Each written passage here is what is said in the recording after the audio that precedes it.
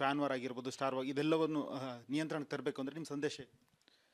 ನೀನು ಬೆಳಿ, ತಪ್ಪಿಲ್ಲ. ನೀನು ತುಂಬ ದೊಡ್ಡ ಮಟ್ಟಕ್ಕೆ ಇನ್ನೂ ಎಷ್ಟೆಷ್ಟು ಎತ್ತರಕ್ಕೆ ಬೆಳೆಯೋದಕ್ಕೆ ನಿನ್ನ ಮನಸ್ಸನ್ನು ಇಟ್ಕೊಳ್ತಾ ಹೋಗು. ಆದರೆ ಇನ್ನೊಬ್ಬರನ್ನ ತುಳಿಯುವ ಸ್ವಭಾವ ಮಾಡ್ತಾ ಹೋದಾಗ ನೀನು ನಾಶ ಆಗ್ತಾ ಹೋಗ್ತೀಯ.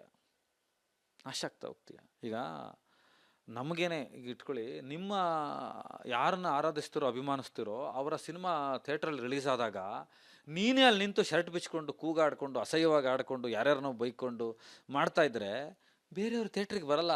ಇದು ಅಭಿಮಾನಿಗಳಿಗೆ ಮೊದಲ ಪ್ರಶಸ್ತಿ ಇರುತ್ತೆ, ಅದು ಯಾರೇ ಕಲಾವಿದಿರಲಿ. ಅದಾದ ನಂತರ ಪ್ರೇಕ್ಷಕರು ಹೋಗ್ಬೇಕು ಸಿನಿಮಾಗೆ.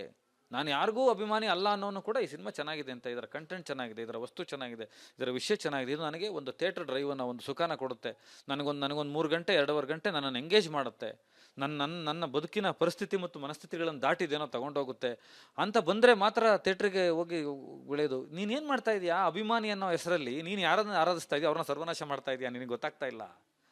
ಈ ಥರದ ಕೆಟ್ಟ ಉದಾಹರಣೆ ಇತಿಹಾಸದಲ್ಲಿ ಆಗಿಲ್ಲ, ಮಾಡ್ಕೋಬೇಡಿ. ಇದೊಂದು ಚರಿತ್ರೆ ಆಗ್ಬಿಡುತ್ತೆ. ಏನು ಚರಿತ್ರೆ ಅಂದರೆ ಒಳ್ಳೇದು ಕೆಟ್ಟದ್ದು ಎರಡೂ ಇರುತ್ತೆ. ಏನಕ್ಕೆ ಆಗ್ಬಿಡ್ತೀರಾ ನೀವು ಅಂದರೆ, ನೀವು ಯಾರನ್ನು ಆರಾಧಿಸ್ತಿರೋ, ಯಾರನ್ನು ಅಭಿಮಾನಿಸ್ತಿರೋ ಅವರನ್ನೇ ಸರ್ವನಾಶ ಮಾಡಿ ಭಸ್ಮಾಸುರ ಥರ ವರ್ತಿಸ್ಬೇಡಿ ಅಂತ ಹೇಳಕ್ಕೆ ಇಷ್ಟಪಡ್ತೀನಿ.